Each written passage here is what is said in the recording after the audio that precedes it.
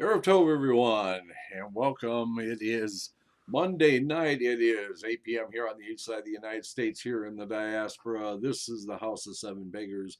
Therefore, it must be the Old Rabbis Discuss with myself and Rabbi Ancel. So let's check and see what we have in the chat room before we move too far. Donald is with us. Yair is with us. Marilyn is with us. Uh, Simon, Marshall, and more to come. So let me bring on Rabbi Ancel. I actually have a picture so you can actually see who we're talking about here as we're carrying on this discussion. You'll have somebody to be able to identify with. And let me turn on his microphone here. Okay, so you're on. Shalom, everybody. I hope you're all well and safe. I did. Before I I start talking about something, I have something to say to all of you. About 2 weeks ago, I found out that I have two cataracts, right, growing in my eyes, plus some real bad pressure in my eyes. And my doctor has suggested to have surgery right away so I don't lose my eyesight. But since the COVID, I have probably lost all of my weddings, so I have had no income. But I know someone who is called a tzaddik.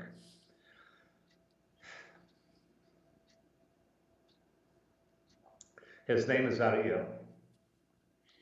And through his generosity, he has helped me to pay for my surgery.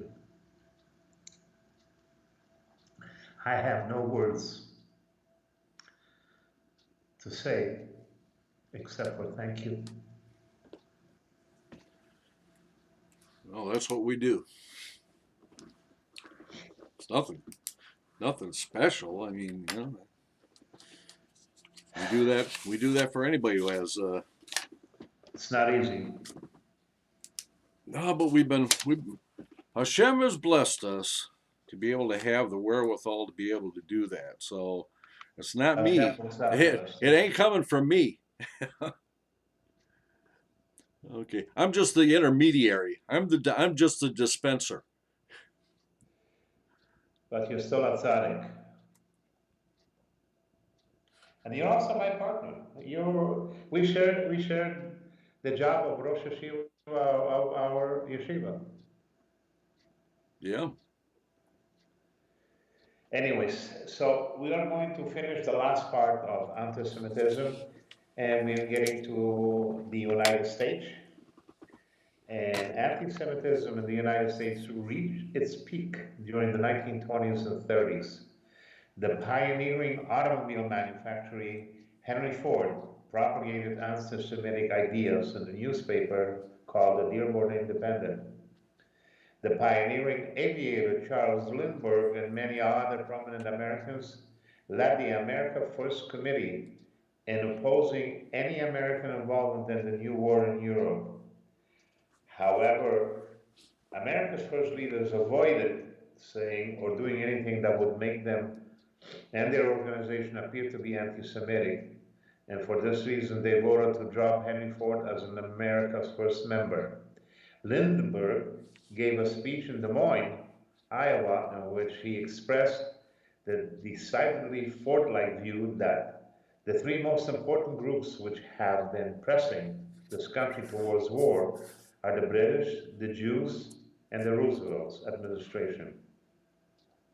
In his diary, Lindbergh wrote, "We must limit to a reasonable amount the Jewish influence. Whenever the Jewish percentage of the total population becomes too high, a reaction seems to invariably occur. It is too bad because few Jews of the right type are, I believe, an asset to any country." In the late 1930s, the German-American boom held a parade which featured Nazi uniforms and flags with swastikas along the American flags at Madison Square Garden in 1939. Some 20,000 people listened to the Bund leader, Erich Julius Kuhn, as he criticized President Franklin Delano Roosevelt by reportedly referring to him as Frank D. Roosevelt and calling his New Deal the Jew Deal, because he espoused the belief in the existence of a Bolshevik Jewish conspiracy in America. Kuhn and his activities were scrutinized by the U.S. House Committee and the Un-American activities, and when the United States entered World War II, most of the Bund's members were placed in internment camps, and some of them were deported at the end of the war. Meanwhile, the United States government did not allow the M. St. Louis to enter the United States in 1939 because it was full of Jewish refugees. During the race riots in Detroit in 1942, Jewish businesses were targeted for looting and burning. By the way, the Miss St. Louis is the one who brought the Jews to the Dominican Republic. Yeah, And there's. Trujillo, I'm sorry? I was going to say that going back to Lindbergh, Lindbergh was actually decorated by Hitler, and it wasn't until uh, people in the United States, actually the United States government, put a lot of pressure on him uh, to return the medal that he did.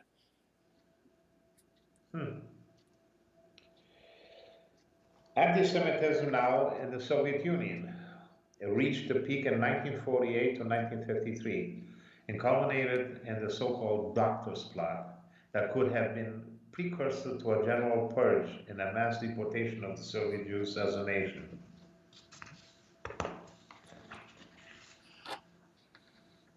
The country's leading Yiddish-writing poets and writers were tortured and executed in campaign against the so-called ruthless cosmopolitans. The excesses largely ended with the death of Soviet leader Joseph Stalin and the de-Stalinization of the Soviet Union. However, the discrimination against Jews had continued, heading to a mass immigration once it was allowed in 1970, followed by another after the breakup of the Soviet Union. Mostly they came to our country, to Israel. The refuseniks, right? Yep. Yep. The Kelso pogrom and the Krakow pogrom in the communist Poland were examples further incidents of anti-Semitic attitudes and violence in the Soviet-dominated Eastern Europe. A common theme behind the anti-Jewish violence in the immediate post-war period in Poland were blood-label rumors. Poland's later March events in 1967-1968 was a state of anti-Jewish, officially anti-Zionist political campaign involving the suppression of the dissident movement and a power struggle within the Polish Communist Party against the background of the Six-Day War. And the Soviet Union and the Eastern Bloc new radically anti-Israeli policy in support of the socialist Arab countries. Both of these waves of anti-Semitism in Poland resulted in the immigration of most of the country's Holocaust survivors during the late 1940s and in the 1968, mostly to either Israel or to the United States. During the early 1980s, isolationists on the far right made overtures to anti-war activists on the left in the United States to join forces against the government policies in areas where they were shared concerns. This was mainly in the area of civil liberties, opposition to United States military intervention overseas, and the opposition to U.S. support for Israel. As they interacted, some of the classic right-wing anti-Semitic scapegoating conspiracy theories began to seep into progressive circles, including the stories about how the New World Order and also the called shadow government, or the octopus, was manipulating the world governments. Anti-Semitic conspiracism was peddled aggressively by the right-wing groups. Some of the left adopted the rhetoric, which has been argued, and it was made possible by their lack of knowledge of the history of fascism and its use as scapegoating reductionist. and simplistic solutions. The Crown Heights riots in 1991 were a violent expression of tensions within a very poor urban community, pitting African American residents against followers of Hasidic Judaism. Towards the end of the 1990s, as the movement against the Gulf War began to build out alliances with the left-wing anti-war coalitions, who began to speak openly about a Jewish lobby that was encouraging the United States to invade the Middle East. This idea evolved into a conspiracy theory about a Zionist-occupied government, which has been seen as equivalent to the protocols of the elders of Zion. While Islamic antisemitism has increased in the wake of Arab-Israeli conflict, there were riots against Jews in the Middle Eastern countries prior to the foundation of Israel, including unrest in Casablanca, Shiraz, and Fez. In 1910, the massacres in Jerusalem, Jaffa, Safed, and Hebron. And in the 1920s, pogroms in Algeria, Turkey, and Palestine in the 1930s, as well as attacks on the Jews of Iraq and Tunisia in 1940. As a Palestinian Arab leader, Ahmed al-Husseini decided to make an alliance with Hitler's Germany. I have pictures of that. During World War II, 180 Jews were killed and 700 Jews were injured in the Nazi-inspired riots in 1941, which are known as the Farhud. Jews in the Middle East were also affected by the Holocaust.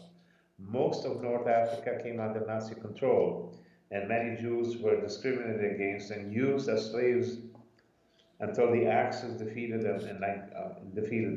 In 1945, hundreds of Jews were injured during the violent demonstrations in Egypt, and Jewish property was vandalized and looted.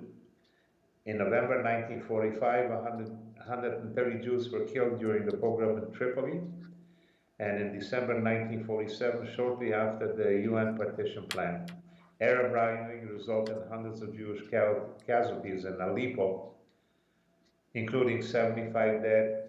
In Aden, 87 Jews were killed and 120 injured. A mob of Muslim sailors looted Jewish homes and shops in Manama. During the 1948, there were further riots against the Jews in Tripoli, Cairo, Oujda, and Jarada. As the first Arab-Israeli war came to an end in 1949, a grenade attack against the Menashe Synagogue in Damascus claimed a dozen lives and 30 injured. The 1967 war led to further persecution of the Jews and an Arab war promoting an increase in the Jewish exodus that began after Israel was established. Over the following years, Jewish population in Arab countries decreased from 856,000 in 1948 to 25,870 in 2009 as a result of immigration, mostly to Israel. The first years of the 21st century have seen an upsurge of anti-Semitism. Several authors such as Robert Wistrich, Phyllis Chesler, and Jonathan Sachs argued that this is anti-Semitism of a new type stemming from Islamists, which they call new anti-Semitism. Blood libel stories have appeared numerous times in the state-sponsored media of a number of Arab nations in Arab television shows and on their websites. In 2004, the United Kingdom set up an all-parliamentary inquiry into anti-Semitism, which published its findings in 2006.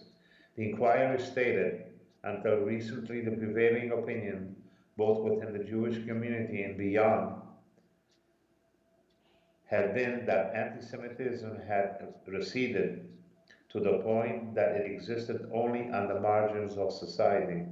However, it found a reversal of the progress since 2000 and aimed to investigate the problems and identify the sources of contemporary anti-Semitism and to make recommendations to improve the situation. A 2000 report by the US State Department found that there was an increase of anti-Semitism across the world. and that both the old and new expressions of anti-Semitism persisted. A 2012 report by the U.S. Bureau of Democracy, Human Rights and Labor also noted a continued global increase of anti-Semitism and found that Holocaust denial and opposition to Israeli policy at times was used to promote or justify anti-Semitism. William Rubinstein, a respected author and historian, outlined the presence of anti-Semitism in the English-speaking world in one of his essays with the same title. In the essay, he explained that there are relatively low levels of anti-Semitism in the English-speaking world, particularly in Britain and the United States, because of the values associated with the Protestants. The rise of capitalism and the establishment of constitutional governments that protect civil liberties, Rubinstein does not argue that the treatment of Jews was ideal in these countries. Rather, he argues that there has been less overt anti-Semitism in the English-speaking world due to the political, ideological, and social structures. Essentially, English-speaking nations experience lower levels of anti-Semitism because of their liberal and constitutional frameworks limited the organized, violent expression of anti-Semitism. In his essay, Rubinstein tries to explain the reduction of the Jewish population that led to a period of reduced anti-Semitism. All Jews were expelled from England in 1290, the first time Jews had been expelled en masse from a European country. As mentioned, Protestants was a major factor that curbed anti-Semitism in England beginning in the 16th century. This assertion is supported by the fact that the number of reported instances in which Jews were killed in England was significantly higher prior to the birth of Protestantism, albeit would be also affected by the number of resident Jews who were comparatively more understanding of Jews relative to Catholics and other religious groups. One possible reason as to why Protestant groups were more accepting of Jews was the fact that they preferred the Old Testament rather than the New Testament, so their doctrine shared both content and narrative with the Jewish teachings. Rubinstein attests that another reason as to why most of these Protestants were predisposed to be sympathetic to the Jews was because they often viewed themselves like the biblical Hebrews as the chosen group that had entered into a direct covenant with God. Lastly, the Protestants and anti-Catholic then contributed to a lower level of anti-Semitism. All these groups were profoundly hostile to Catholicism. Anti-Catholicism at both the elite and mass levels became a key theme in Britain, tending to push anti-Semitism aside. Overall, the emergence of the Protestants lessened the severity of anti-Semitism through its use in the Old Testament and its anti-Catholic sentiment. In post-Napoleonic England, where there was notable absence of Jews, Britain removed bans of usury and moneylending. And Rubinstein attests that London and Liverpool became economic trading hubs, which bolstered English status as an economic powerhouse. Jews were often associated with being money makers in financial bodies in continental Europe. So it's significant that the English were able to claim responsibility for the country's financial growth and not attribute it to the Jews. It is also significant that because Jews were not in the spotlight financially, it took a lot of the anger away from them. And as such, anti-Semitism was somehow muted in England. It is said that the Jews did not rank among the economic elite of many British cities in the 19th century. Again, the significance of this, that the British Protestants and non-Jews felt less threatened by the Jews because they were not imposing on their prosperity and were not responsible for the economic achievements of their nation. Albert Lindemann also proposes the introduction of his book, Antisemitism, a history of that the Jews assumed social positions such as money lending that they were inherently precarious and tensions creating. Lindemann believes that money lending is inevitably riddled with tension. So as long as Jews were moneylenders, they would always be at the center of the problem and synonymous with fraught financial affairs.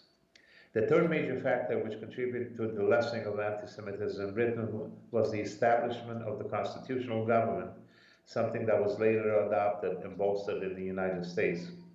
As constitutional government, one which was a written document that outlines the powers of the government in an attempt to balance and protect civil rights. After the English Civil War, the Protestants in 1640 to 1660 and Glorious Revolution in 1688, the Parliament was able to establish in order to make laws that protected the rights of the British citizens. Would The this have Bill of been? Rights Would this have specifically, been? Would this have been about the time of Cromwell? yes, Yeah. Okay. the British outlined laws to protect British civil liberties as well. Thus, it is not surprising that having a constitutional government with liberal principles minimized to some extent anti-Semitism in Britain. In further attempts to minimize anti-Semitism with the government, the United States Declaration of Independence embraced the liberal principles that were previously put forth in England and inspired the formation of a republic that had executive, judicial, and legislative powers, and even a law that served to forbid the establishment of any religion or any official religion test for office holding. Yeah. Let me. Having a gov- Let's just clarify something here. That there now the person who has written this keeps talking about liberal, liberal, liberal, and what he's talking about is not actually liberal as we think of liberal today. He's actually speaking about liberal as in libertine, which would have happened back in that period of time. It's a different concept altogether. okay. Having a government that respected and protected civil liberties, especially those pertaining to religious liberties, reduced blatant anti-Semitism by constitutionally protecting the right to practice different faiths. These sentiments go back to the first president of the United States, George Washington, who asserted his belief in religious inclusion. Rubenstein believes that instances of anti-Semitism definitely existed in Britain and America. The moderation of anti-Semitism was limited in English-speaking countries, largely because of political and social ideological that come with constitutional governments. And that's basically all that I have on anti-Semitism. Yeah, that's. I mean, one of the things that struck me, I mean, lately we've been hearing in Any the news. questions? Pardon? I'm sorry. Hello? Did you say something? I lost you. Oh, I didn't go anywhere. I'm right here. So, in the news recently, we've been Are hearing you a there, lot. Aryel? Yeah, I'm here. Hello? Yeah, I'm here. Can you see me? Okay, well, he'll pop back in. Okay, so what we've been seeing. Hello? Hello? Are you there? Hello? I'm here. Yes, I'm here. I Okay, I can. lost you there for a few minutes. Okay. Okay. So, what I was saying is that recently in the news we've been seeing a lot about this stop Asian hate, Yes. and they're talking about Asians being beaten in the streets and stuff like that. A lot of it happening in San Diego or San Francisco. I can't remember which one. But I seem to remember under the Obama administration that it was the Jews in New York that were primarily being targeted for these knockout games and stuff like that. And we didn't see any of this Stop Jewish Hate or anything like this, back then. I mean, Well, you know, Obama was best friends with Farrakhan, so well, yeah, I understand that, but it's just, if you're going to if you're going to make an issue out of one group, why aren't you making an issue out of the other group? And it just goes to show that the anti-Semitism underlying, uh, what's going on in the country is a far bigger problem than they actually want to admit or even actually even want to discuss. We also need to know to mention that the Nuremberg laws that Nazi Germany put into place to restrict things like Jewish books could not be published, uh, declaring Jews as foreign entities that couldn't have citizenship in Germany or in the Reich anywhere, and the very restrictive laws were actually based on a document that was proposed to Congress here in the United States in the 1920s. yeah, Jews were also called aliens, from another world. Yeah, yeah. So, um, yeah, I would like to go into the a little bit about the history of the protocols, unless you have something else you want to go into. No, no, it's fine. Okay, You're on.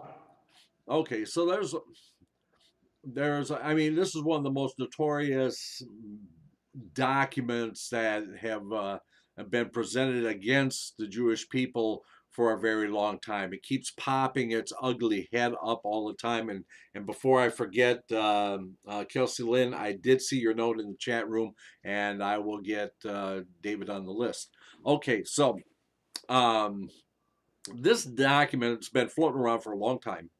And it's been used against the Jewish people for as long as it's been around. And it was used by the Nazis. It's been used by the Islamists and so on and so forth. So I wanted to get into this. Now I talked about this a little bit last week, and I did finally find a book. The book is called The Plot, and it's a graphic novel by Will Eisner.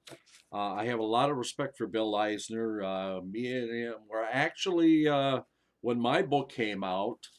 Um, when my book came out, we were both nominated for best book young adults by the American Library Association, and I finished just ahead of him. We neither one of us, as famous as Will Eisner is, neither one of us finished in the top 10.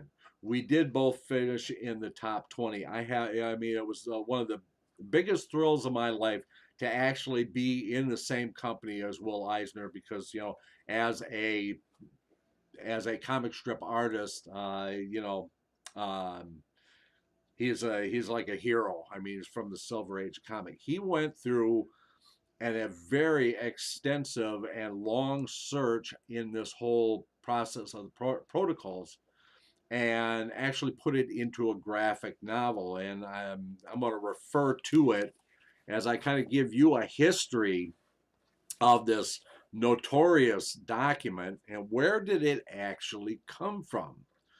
Now, a lot of this actually started in 1848.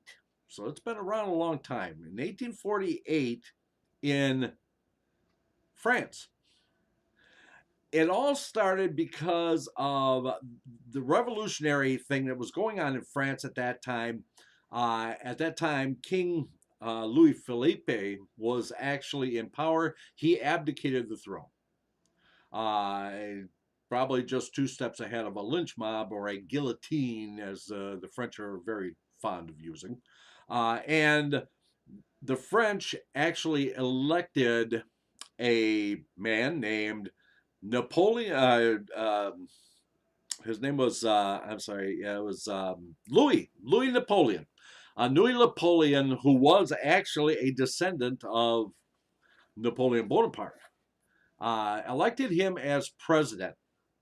However, as the revolutionary fervor in France continued on, Louis kind of took matters into his own hand and declared himself, very much as his predecessor Napoleon Bonaparte had, declared himself Emperor of France, and then became a very brutal, repressive regime. During that period of time, there was a young man by the name of Maurice Joly, he was a revolutionary. He was also a writer, and he wrote a what they call in France they call it a pantomime, and it was a book about supposedly fictitious book, but it was actually written about Napoleon, Louis Napoleon, and what his plans were. And the book was actually called The Dialogue in Hell Between Machiavelli and Montesquieu. It was published underground. Maurice Joly was put into prison several times over this book. And finally, as the repression of the regime got even more intense in 1878, Maurice Joly put a pistol in his mouth and blew his brains out because he knew he was like 1 step away from being either sent to what is it, French Guiana, or some other terrible place. So anyway, the book kind of went into obscurity for a while. It kind of it turns up in Belgium. Uh, Copies of it here or there were found. There was some in the various libraries and stuff like that. But pretty much, the document was pretty much forgotten. Okay, so we move ahead in this time period to 1894, and we go from France all the way to Russia. At that point, Nicholas II was the Tsar of Russia. Um, he was a very inept ruler. Easily persuaded by various peoples, some not so not so predisposed to the Jews and stuff like that. He also started this suppressive regime against the Jews with pogroms and repressive laws and stuff like that. In his time when he was still in power, uh, the Okhrana, the Russian secret police, were trying to basically, there's a lot of anti-Semitism there. They were trying to kind of bolster the Tsars and justify the Tsars' repression of the Jews and try to come up with even more justification for the Tsar to continue on with his plans and basically get rid of the Jews. During that time, let's see, I want to make sure I didn't skip over that. No. Okay. So now comes along, we're in 1875. We have Matthew Glavinsky. Matthew Glavinsky, a very, very notorious figure, weasels his way into the police department. He's not actually a policeman. He kind of works for the police, kind of like an investigator. He gets to be this known as somebody who can make documents appear to bolster what the Tsar or the police want to do. Basically, he is probably one of the most infamous and famous forgers of all time. Um, he actually, time actually catches up with Glavinsky. Glavinsky actually escapes. He actually is tried. Um, as political winds change and people come into power, they know what he did. They know what his modus operandi is, and basically put him in trial. And he ends up being exiled. He goes to France. So while he's in France, he decides that he wants to get back in good graces with the Russians, and and the Tsar, because at that point, I mean, if you're within good graces of the Tsar, you live pretty good compared to the rest of the population.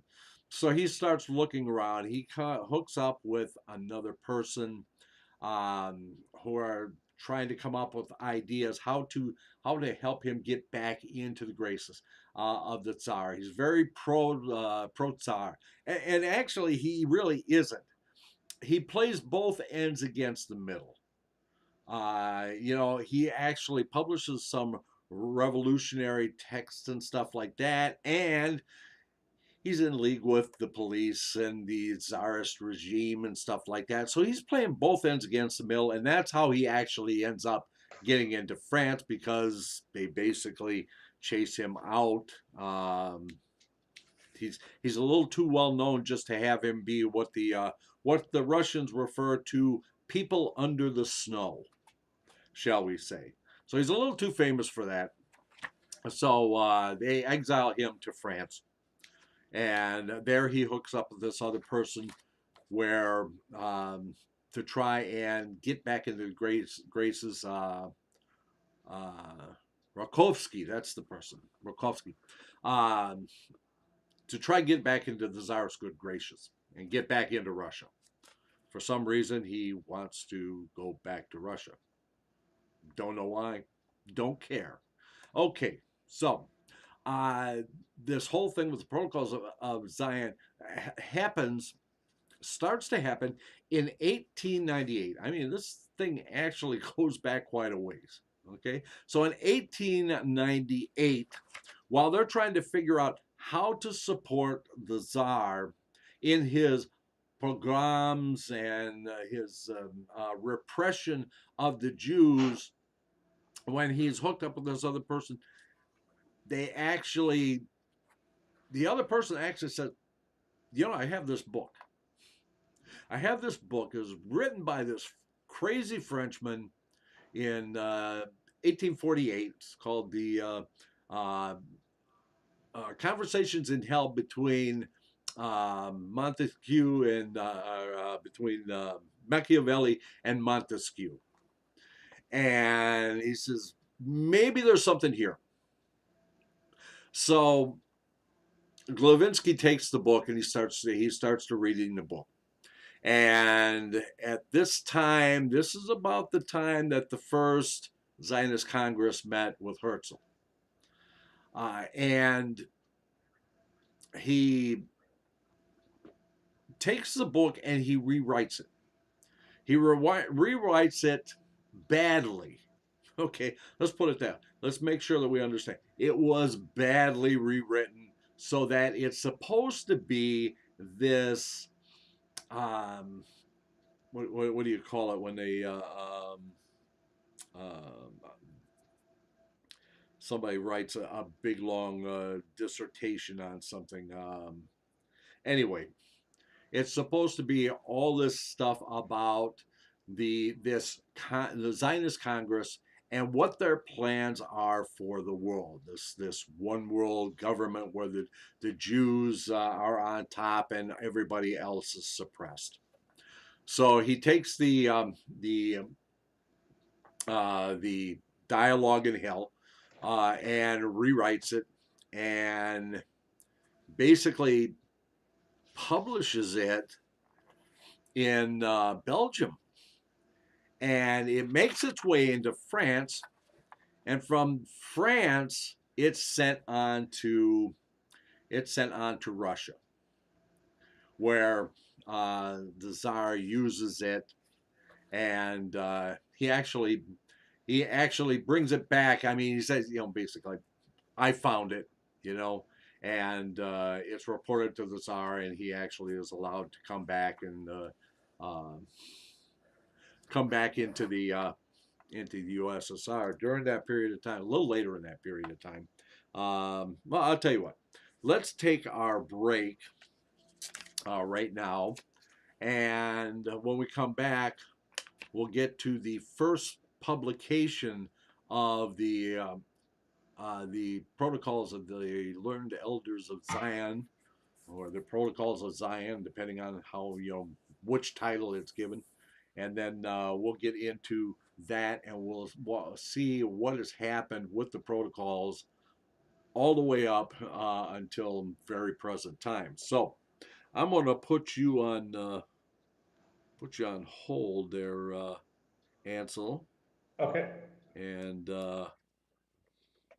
we'll take our break. And when we return, we'll find out more about the protocols of the elders of Zion. Stay tuned. Let's all go to the lobby. Let's all go to the lobby. Let's all go to the lobby to get ourselves a treat. Delicious things to eat. The popcorn can't be beat.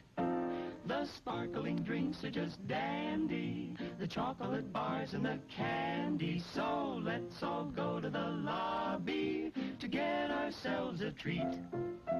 Let's all go to the lobby to get ourselves a treat. It's intermission time, folks, so hurry, hurry, hurry. Step right over to our refreshment center for the most extravagant array of refreshment goodies ever assembled under one roof. Enjoy breathtaking, mouth-watering goodies, everything from a snack to a delicious full meal. At our refreshment center, you'll find a large variety of goodies to satisfy your hunger, your thirst, or your sweet tooth. So hurry, hurry, hurry. Visit our refreshment center now. The show starts in 5 minutes.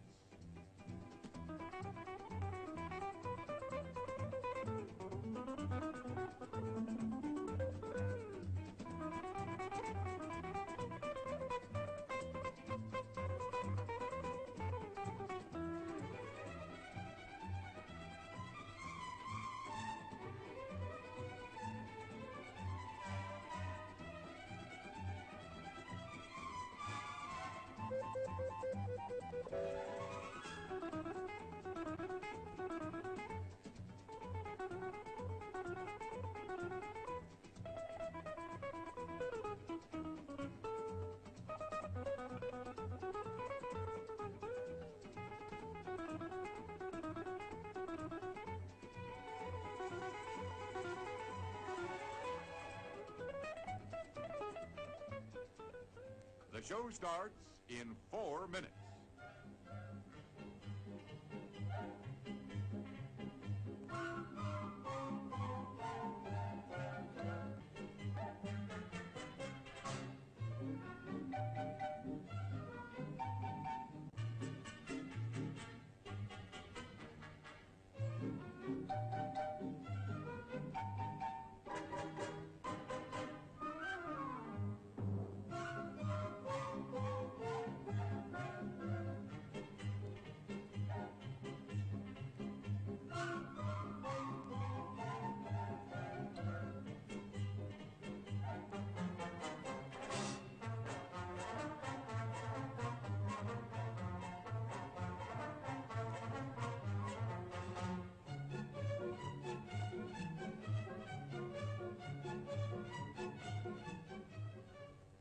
show starts in 3 minutes.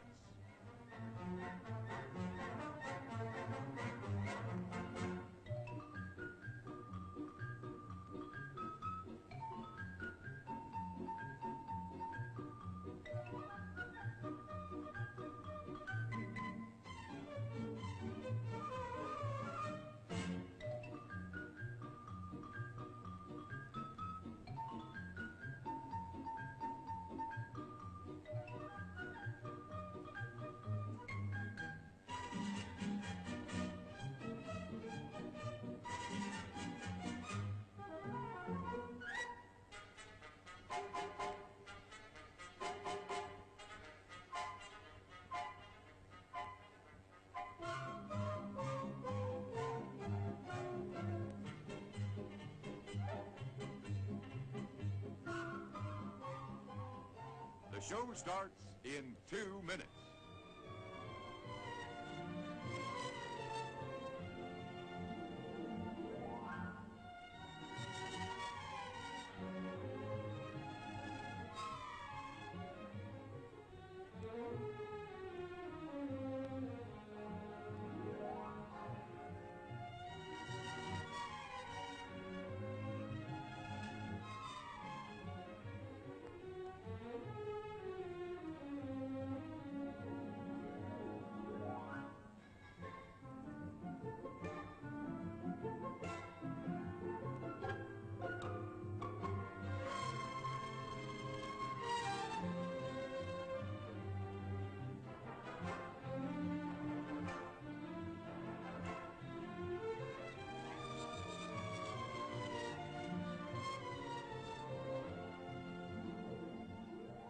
The show starts in 1 minute.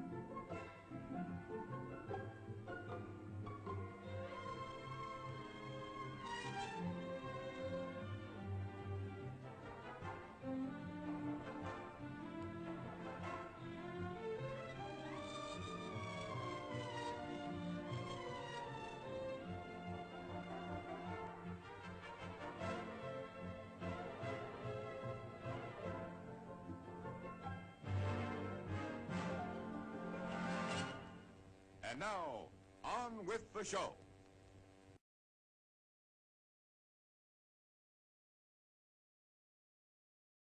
The microphone. There we go. Now we are back. Microphone is on and everything. So let's bring Rabbi Ancel back on and turn on his mic here, which is this one. So you're back on now. Okay. Okay. So we left off in the history of the protocols to its first publication as the actual protocols, which occurred in 1905. It was alluded to, and how the Tsar actually got wind of this, more or less, was because of a kind of a mystic.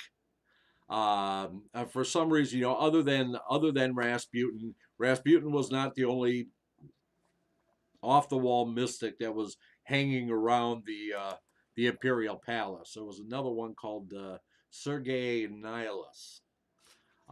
He actually had gotten a hold of the protocols that Glavinsky had forged at this point, and had incorporated parts of it into a book that he wrote, which was called the Great in the Small. And that's how the Tsar and the upper echelon of the Russian imperial court got wind of this. Okay, so of course we know what happens. It goes, 1905, the Parliament, repression of the Jews and stuff like that. 1914, World War I begins. Russia's in a pretty bad way, and we know what happens to the Tsar about 1917. Okay, so the next time that this actually pops up outside of anywhere other than Russia is, of all places, London. It appears in London on Saturday, May 8th, in 1920, in a article in the Times called "The Jewish Peril," a disturbing pamphlet and a call for inquiry. Okay, and then that's followed by another article, Zionist Aspirations, Dr. Weitzman, on future of Palestine, and so on and so forth. Yeah, bits and pieces of this are published in London at that time. Move on to 1921. In Constantinople, of all places, a man comes out of nowhere and he finds this news reporter from London named Philip Graves, and he tells him, because Philip Graves is a correspondent for the London Times. He's read the 1920 article, "The Jewish Peril," and he finds Philip Graves. He goes to Philip Graves and he says, I got something that's a little bit interesting. You might actually be interested in. So he goes on to tell him about Maurice Joly's book, The Dialogues in Hell, and the protocols, and he starts to show him that it's an absolute fraud. Okay, these two men go through and they compare section by section between the Dialogues in Hell and the protocols, and find out, like I said, Glavinsky was a bad forger. I mean, he was terrible. I mean, the things almost read identical to one another. Let me give you some examples. Let's see. So, okay. So here is the first dialogue from the Dialogue in Hell. This is the 1848 pantomime by Maurice Joly. The state once constituted having two kinds of enemies, the enemies within and the enemies without. What arms shall they employ in war against the foreigners? Will the two enemy generals communicate with one another their campaign plans in order that each shall be able to defend himself? Will they forbid themselves night attacks, snares, ambushes, battles in which the number of troops are unequal? Without doubt, they will not. And such fighters would make one laugh. And these snares and artifices, all this strategy indispensable to warfare. You don't want them to be employed against the enemy within, against the disturbers of peace. It is possible to conduct by pure reason violent masses which are moved only by sentiment, passion, and prejudice. Okay, here is the protocols.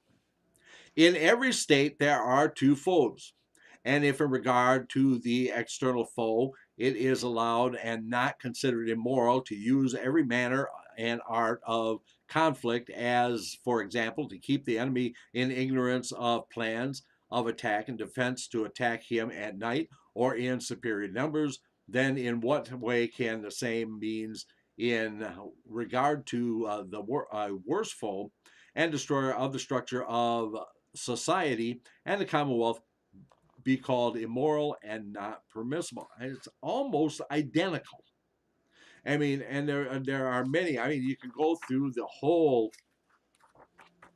dialogues and protocols and match them up almost word for word with some very minor variations to this. So in 1921,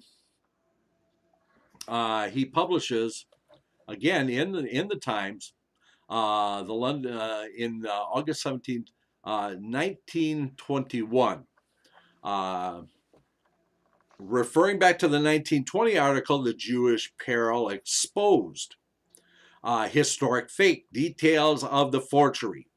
And he goes into the whole article goes into explaining how this Levinsky actually forged this entire document and used it against the Jews, and how the Russians continued to use it throughout, and then how it had been published around the world, in France, in Germany, again in Russia, and then we come along into I think Winston Churchill actually talked about the protocols being just one of the most nefarious forgeries he's ever seen. It was probably, I think it was a little bit later, towards the 1930s. 1921, again, Germany, Hitler uses the protocols as justification for his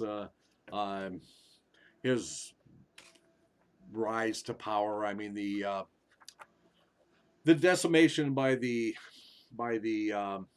of the German economy because of the war reparations imposed upon them by the League of Nations, most specifically France, which crippled the economy, which allowed some person like Hitler to actually come into power to say, look, all your problems are because the Jews.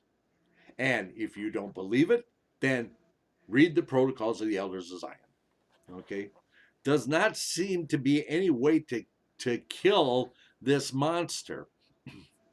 1933, Bern, Switzerland. They actually, after the Reichstag fire, actually after that, actually tried the protocols in court in 1934. And it is a very long trial. It actually goes on through 1935, when the Bern court actually says it's a forgery. It's an out and out forgery. However, the book is gaining more and more popularity around the world, and including the United States. It goes into the Middle East, throughout Europe. It's actually, let's see. In 1945, after the war ended, Hitler's dead. Most of the hierarchy, the German hierarchy, is dead. In the ruins of the bunker, the U.S. Army is going through and looking for documents and records and stuff like that. Find a document that was written by Goebbels, Hitler's propaganda minister. And he finds a note that says, I have devoted exhaustive study to the Protocols of Zion. In the past, the objection was always made that they were not suited to present-day propaganda. In reading them now, I find that we can use them very well. The Protocols of Zion are as modern today as they were when published the first time.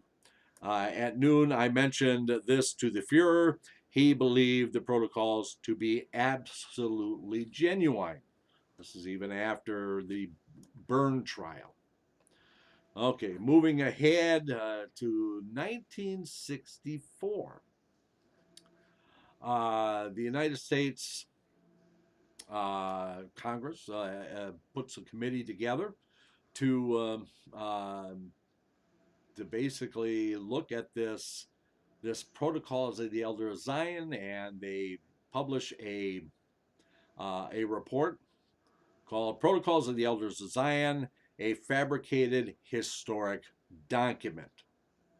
Uh, Reported by the Subcommittee Investigation and the Administration of Internal Security Act and other internal security laws by the Committee of the Judiciary of the United States Senate. Move on to 1963, Los Angeles, California. This is a 63, or I am sorry, 1993. 1993 is when Will Eisner actually starts researching the protocols, and because it starts to pop up again. 1993. This thing has been tried in numerous courts and always found to be an out and out fraud, and it continues to pop up its ugly head, usually at the worst possible time for the Jews. Published in just about every language you can think of, including Japanese and Korean, of course, in Russia and in the Middle East, and so on. 1999, it's 1999. Solid evidence comes up to what Glavinsky had actually done. It's actually exposed in an article in L'Express in France in November 24th, 1999.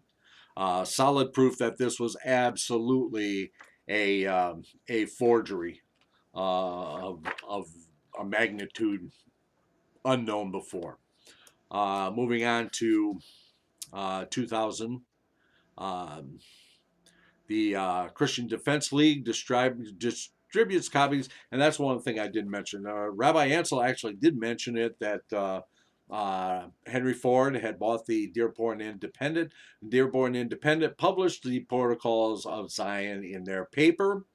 Adolf Hitler was a subscriber to the Protocols. Okay. So anyway, the Christian Defense League in Louisiana starts to distribute the International Jew, which was published originally by Henry Ford, referring to sections of the Protocols of the Elders of Zion. 2001, San Diego, the United States. The Ethnic Student Association is distributing a pamphlet, distributing a similar pamphlet.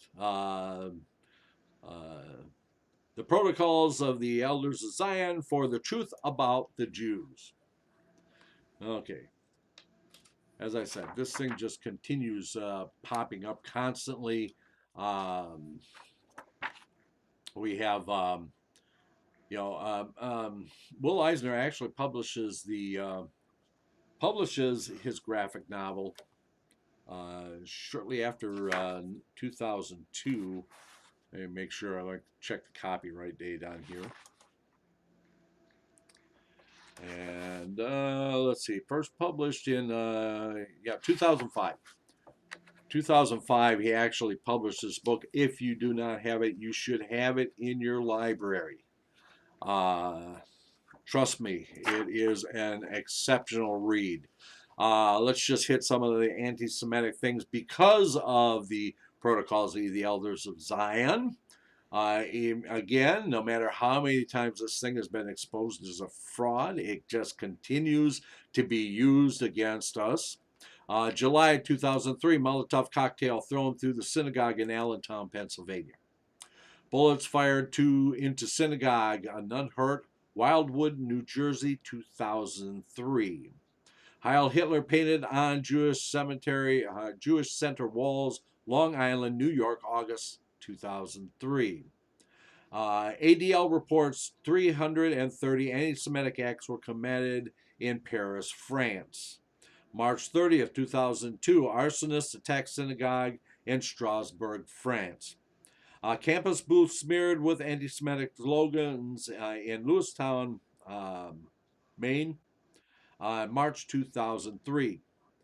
Swastika painted in street in Pennsylvania, August 2003. November 2003, Terre Haute, Indiana, Holocaust Museum destroyed by arson. I actually had a friend of mine that actually worked at the Holocaust Museum and was there when that actually happened.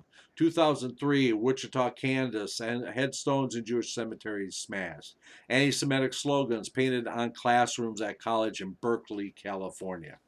It just continues to go on and on to this very day. Even every year, around the time of Passover,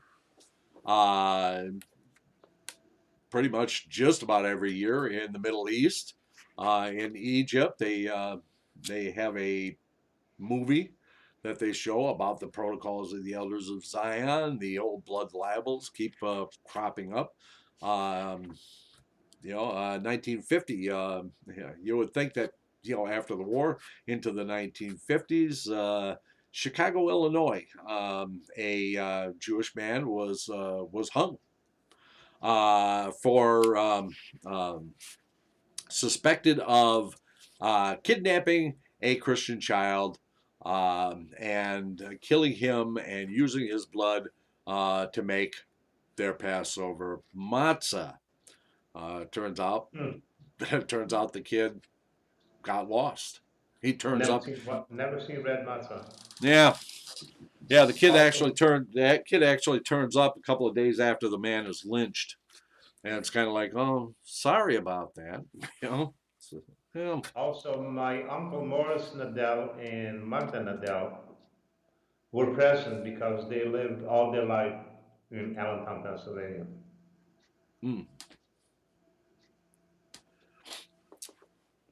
So, any comments, questions, anything like that? I'm just trying to check in the.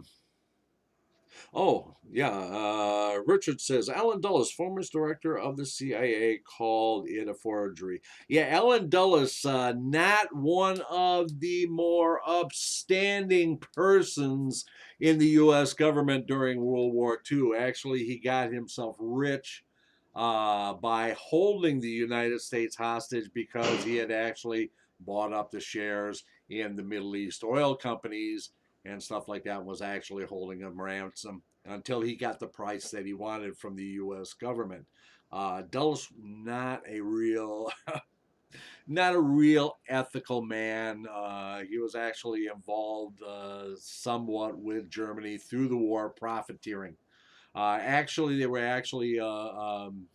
were going to actually bring charges against him, but he actually had information on the members of the government at that time, and they did not pursue prosecuting him as a war criminal. Same thing with IBM.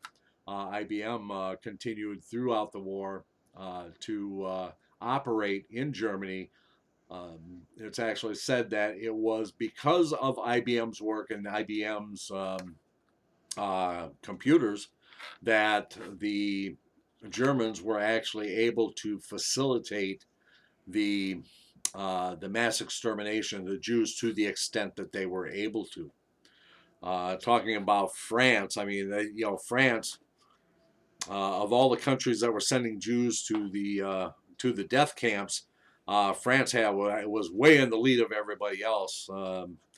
They the Reich actually had to tell France, stop sending Jews. We can't handle all the Jews that you're sending us. They were just going at it with wild abandon. So, Mercedes supported the Nazis. Yeah. So did Porsche. Yep. The Volkswagen was actually designed by Porsche. Actually, Volkswagen actually was a Porsche. It actually had a Porsche engine in it. Yeah, I'm trying to think of IG Farben. IG Farben was a big Ford Motor Company. Motor Company still operated in Germany throughout the war, making supplies for the German army, and they basically said that Ford Motor Company kind of used some legal shenanigans to actually be able to divorce Ford of Europe from Ford of the United States and basically say, well, they're their own independent entity now and we don't have any control over them. But of Oh yeah. course, they did take a lot of profit, you know. So The Fords loved the Nazis. yes, yes, they did. Um, oh, that um, what's that? Lindbergh. Lindbergh too. Lindbergh was a big fan of the Nazis. Yep. Actually, they had the the cone from the propeller of his Spirit of America. Yep. Then on the inside of it was a Nazi swastika. Yeah, yeah. So like I said, don't ever think that we are safe anywhere in the world anymore. I mean, about the longest we've ever lasted in any country for any time for peace outside of Israel is lasted maybe 400 years, but no more than that.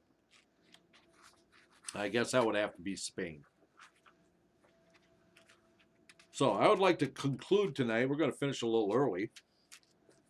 I'd like to conclude tonight with reading the Robeson Postulate. Those of you who've been on my Facebook may have seen this before. Facebook actually took it off. They took off all my writings, basically. They're not anywhere on there anymore.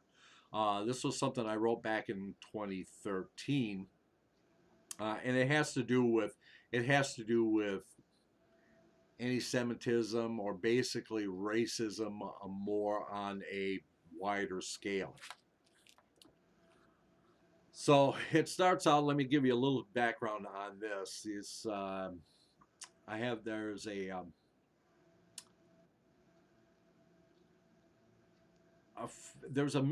not really a famous movie. It's more of a cult kind of a movie. It's called Pi, and it's pi, the mathematical symbol pi. And I just love the movie because it addresses or talks about two of my favorite subjects. One is mathematics, and the other one is Kabbalah. Okay, so there's a character in the movie. His name is called Saul Robeson, and because of a statement that he makes in that movie, I came up with this what I call the Robeson postulate. So here it is. In the movie, Saul Robeson says to Max, his protege. I guess he was a student of his at one time, but he's gone on to do his own research. So he goes. Max comes to him with this problem that he has, and Saul says, "Hold on, hold on." He says, "You have to slow down. You're losing it. You have to take a breath. Listen to yourself.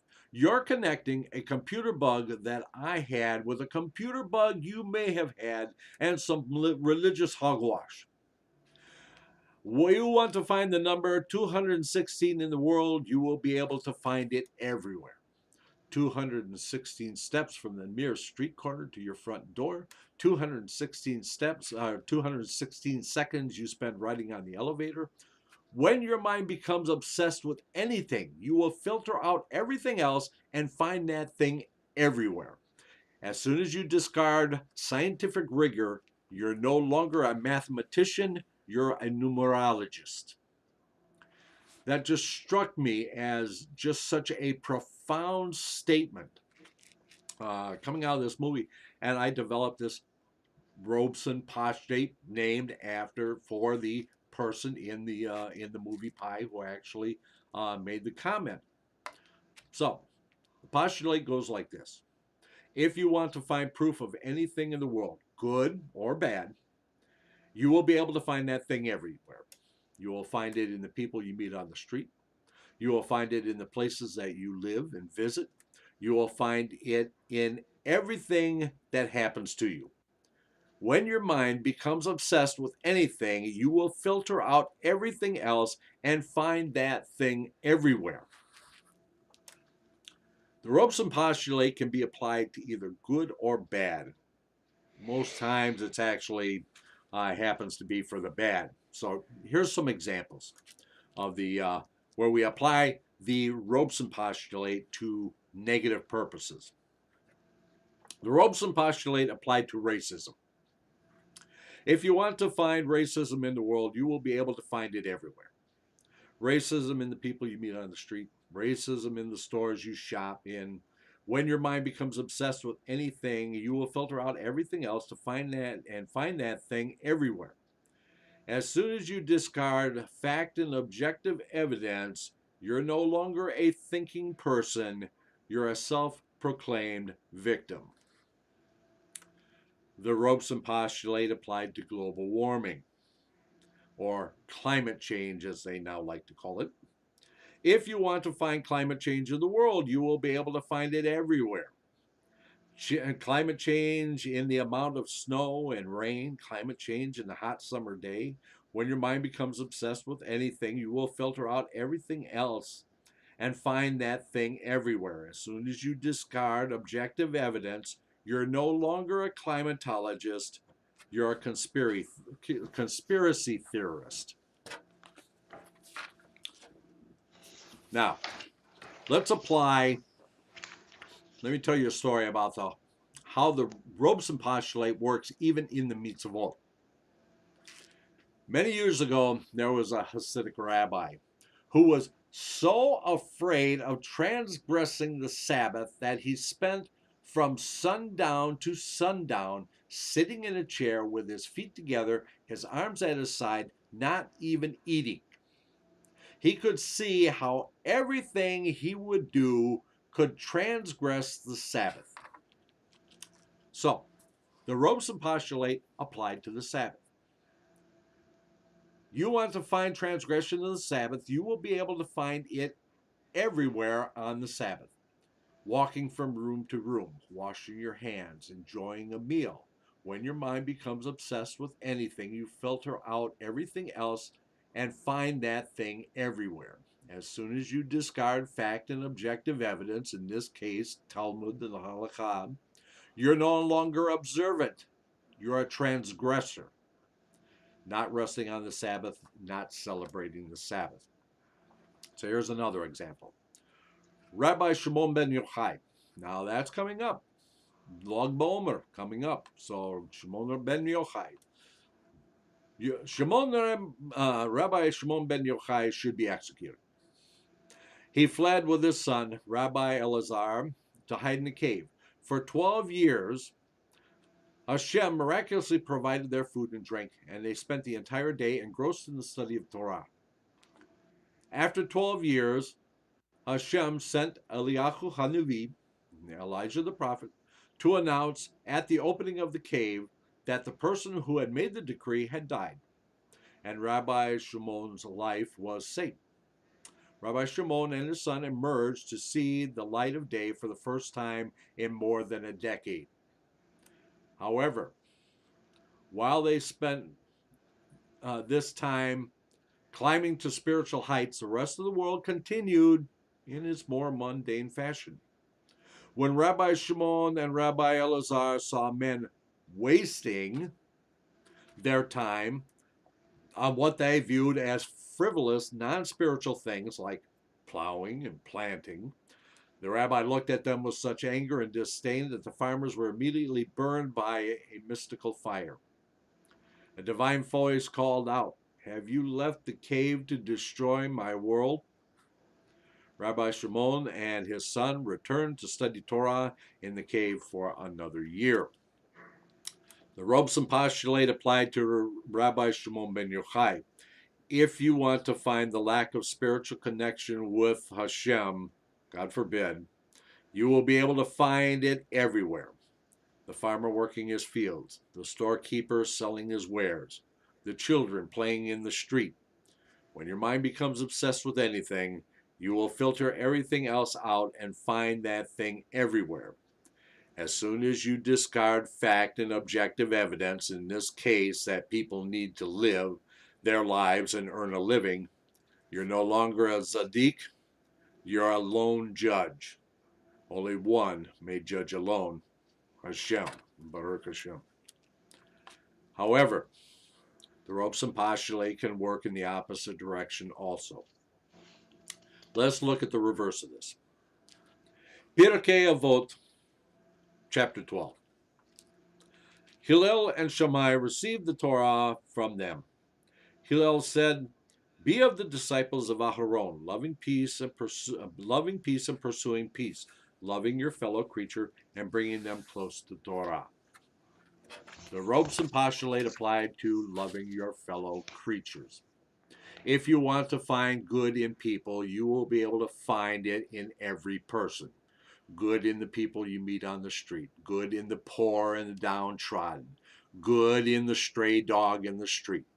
When your mind becomes obsessed with anything, you will filter everything else out and find that thing everywhere. As soon as you discard outward appearance and immediate reaction, you're no longer a realist, you're a tzaddik. The Baal Shem Tov taught that when a piece of straw falls from a wagon load, this has been decreed by heaven. Similarly, when a leaf falls from a tree, it is because heaven has decreed that a particular leaf at a particular moment would fall at this particular spot. Once the Baal Shem Tov showed his disciples a certain leaf that fell to the ground and told them to pick it up. They did so, and they saw a worm was underneath it. The Baal Shem Tov explained that the worm had been suffering due to the heat, so the leaf had fallen to give it shade. The Robeson postulate applied to the love of Hashem. If you want to find the love of Hashem, you will be able to find it everywhere. Love of Hashem in the lives of the people you meet on the street, the love of Hashem in the world around you, the love of Hashem in the things placed before you. When your mind becomes obsessed, or in this case connected, with anything, you will filter everything else out and find that thing everywhere. As soon as you connect with the love of Hashem, you're no longer a realist, you're a tzaddik. And that is the Robeson postulate. Okay. One realizes that Hashem is everywhere. He sees everything. Yep. He fashions their heart altogether.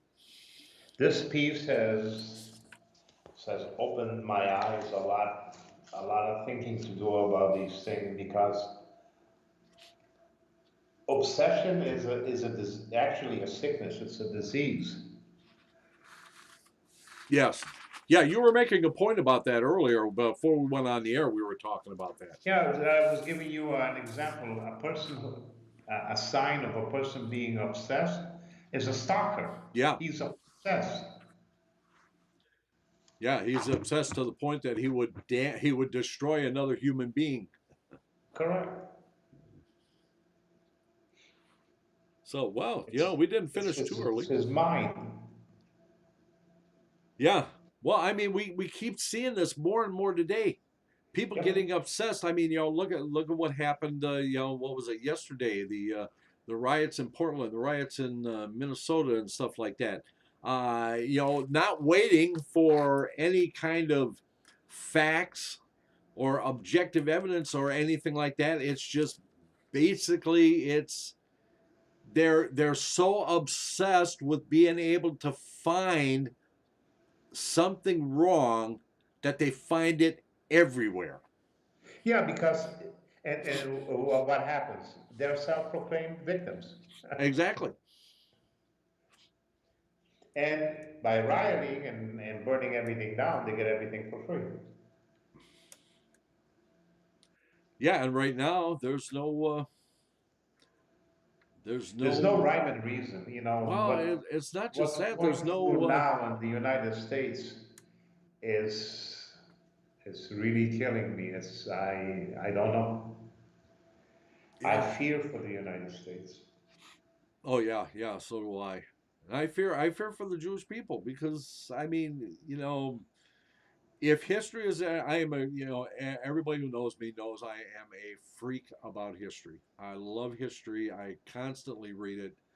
And if history has taught us anything, it has taught us that eventually it's going to be blamed on the Jews. History will repeat itself if people don't watch out and don't do anything about it. History will repeat itself. Yeah.